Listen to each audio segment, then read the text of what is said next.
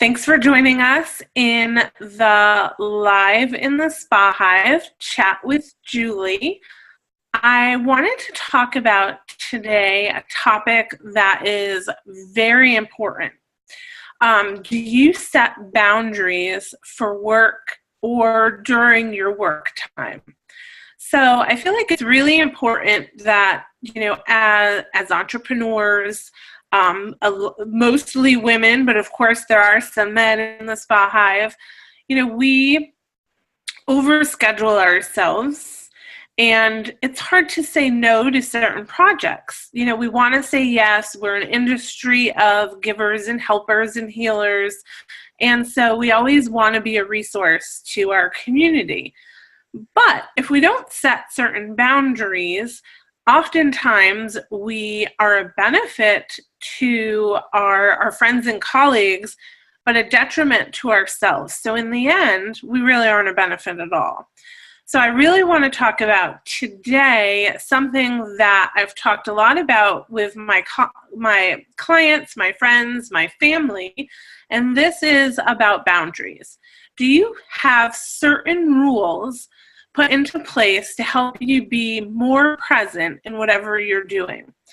So I've read a lot of articles and, I hear a lot of quotes and things, two particular things. And those of you that know me know that I am not a believer of the whole work-life balance being 100% possible. Now, I don't want you to throw stones and say, but I can have it all. Work-life balance is, of course, possible. And let me go a little deeper into what my feeling is. My feeling is that we can achieve what you might consider a sense of work-life balance if we set boundaries in our work life and in our personal life. So that means that when we are at work and doing our work items, we are very organized. We are 100% present. So when I'm working in my home office and doing the laundry, cooking dinner, playing with my dogs, and trying to work, I'm not 100% present for either task. So that makes it more difficult for me to have any sort of balance because everything seems really crazy and chaotic. But if I can dedicate time in my day, when I'm in my office, I am not doing laundry, I'm not cooking dinner, I am 100% present on the tasks at hand, then that makes me a better friend. It makes me a better spouse. It makes me a better family member when I then can shut that completely off, even for a short period of time.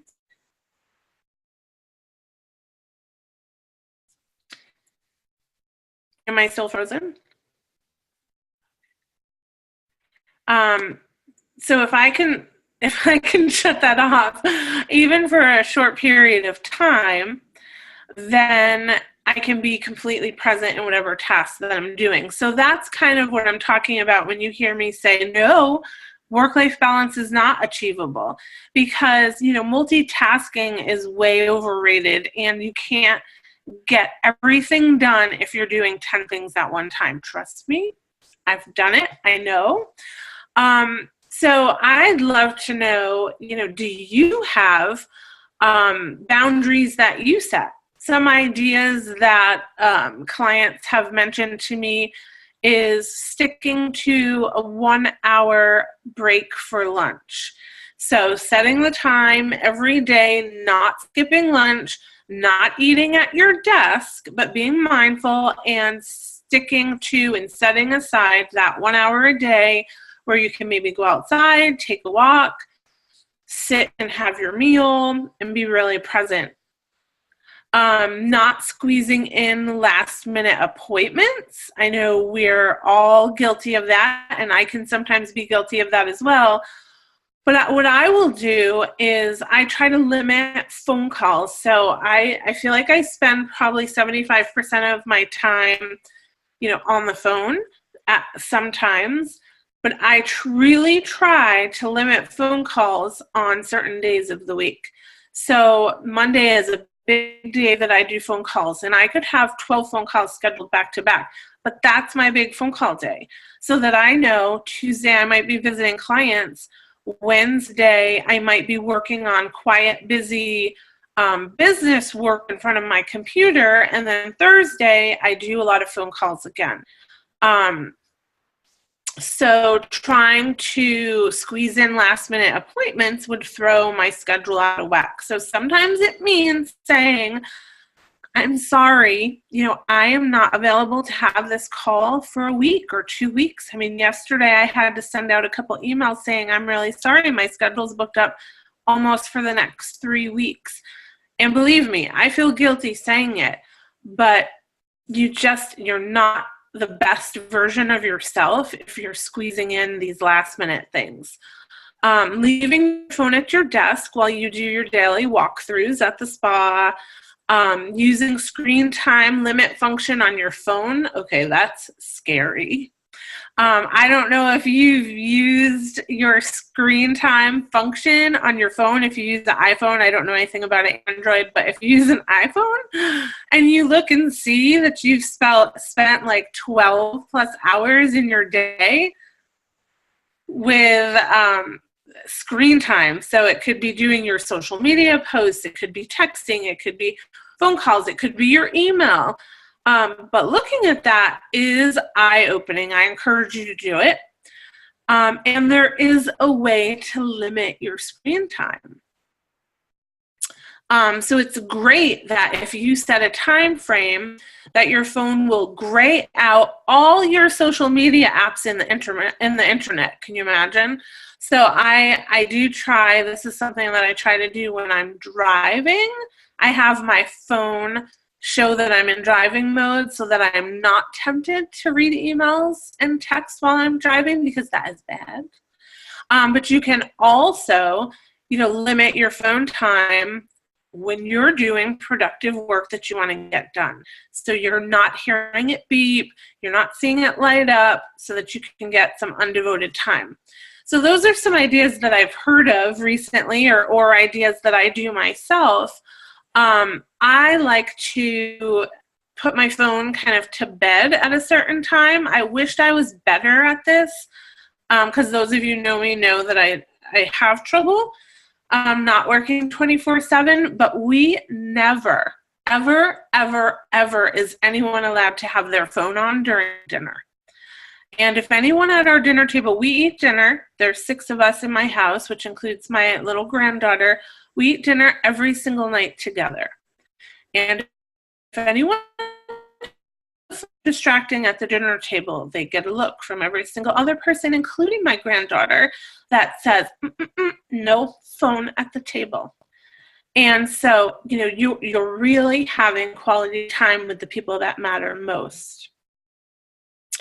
Let me ask you this. Do you require yourself to have a quiet workspace defined?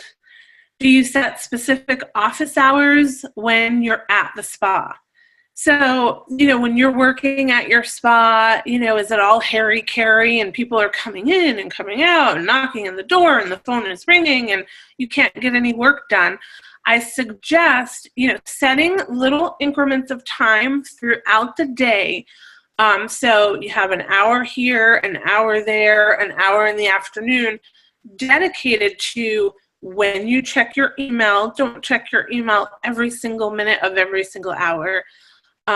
So when you check your email, when you listen to voicemails, set office hours so your team knows that when you're not in quiet, busy work because you're running a big operation and, you're overseeing the growth of a spa, that, you're having your quiet time, but then between 3 and 4:30, they can come in and they can have time with you and have FaceTime, which is critical to managing a business, is that you have FaceTime with your employees. Your front desk can be an excellent gatekeeper. I'm sure you probably know that already. So if the building's not burning down, or the general manager isn't calling, or an investor, or one of your kids or parents, then that goes to voicemail when you're having quiet work time that you're dedicated to projects. And let them be your gatekeeper. And then 3 times a day, you check those voicemails and you write them down in a notebook, and you can prioritize them. Who requires immediate attention? Who requires, they're kind of a warm, you want to get back to them in the next day or so. And then who falls into priority 3, which means, I definitely want to call them within the next 3 days, so that you can prioritize that. Once you're done with your work day, how do you transition to home life? Do you have a ritual, on your ride home? Excuse me. Let me grab some water. So my husband often says that the ride home from work is where he decompresses and where he shuts off the day at work and listens to some music, gets more into walking in the door into home life. Do you have a ritual that you do? I've started recently meditating, which everyone knows probably, or those of you that know me well, meditation is difficult. I have a very hard time quieting a busy mind. So I was turned on to this really cool app. Let me see if I can find it quickly. It's called MeditateMe. And there's small little meditations on there. And, I think there's like 3-minute ones, 10-minute ones, 15-minute ones, and then it goes longer. I have meditated for longer periods of time, but I find the 15-minute meditations are great for me. So when I'm done my work day, I need to transition into making dinner, all of the things that we do, right, to run a household. Maybe have to run to the grocery store, pick up my granddaughter at daycare, pick up my dog at doggy daycare, whatever it is. So I take 15 minutes at the end of my work day, whatever time I deem is the end of my work day, and I do one of these 15-minute meditations. And I've been doing it now just for a couple of weeks. I was turned on to it by a great massage therapist locally, and she encouraged me to quiet my mind and meditate, because then I would be able to allow, well, in her words, not mine, I would be able to allow all my genius to flow.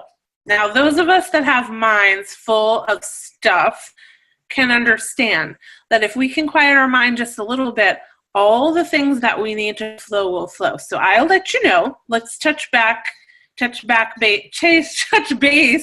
back in, maybe another 2 to 4 weeks, and see if my new meditation habit has allowed the genius to flow through in my brain.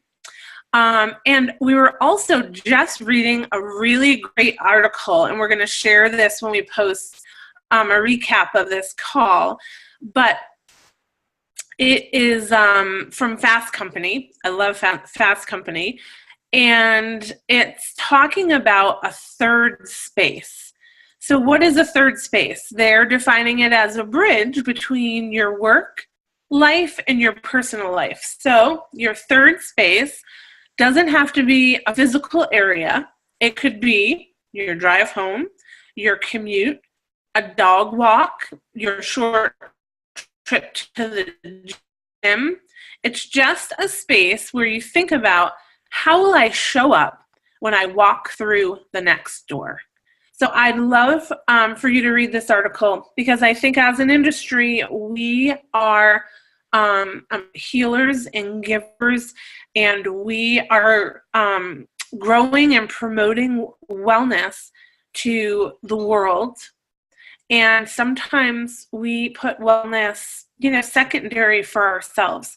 So I think that we would be better if we showed up present for whatever we're for, whether it's a meeting, whether you're doing a one-on-one with your staff, whether you're meeting a vendor, and then getting back home.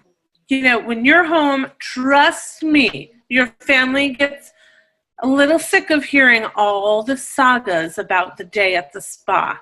So if you can transition so that you're 100% present in all your spaces, I think that you're going to be a happier person too. So thanks for joining me today.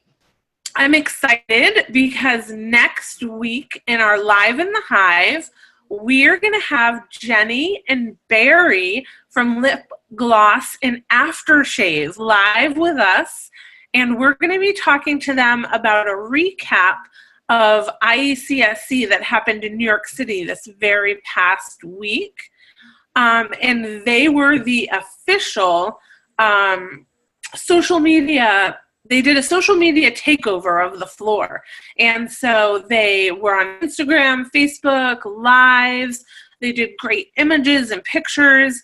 So I was not able to attend because I was sick. So I was not able to get to ISCSC. So I am really excited.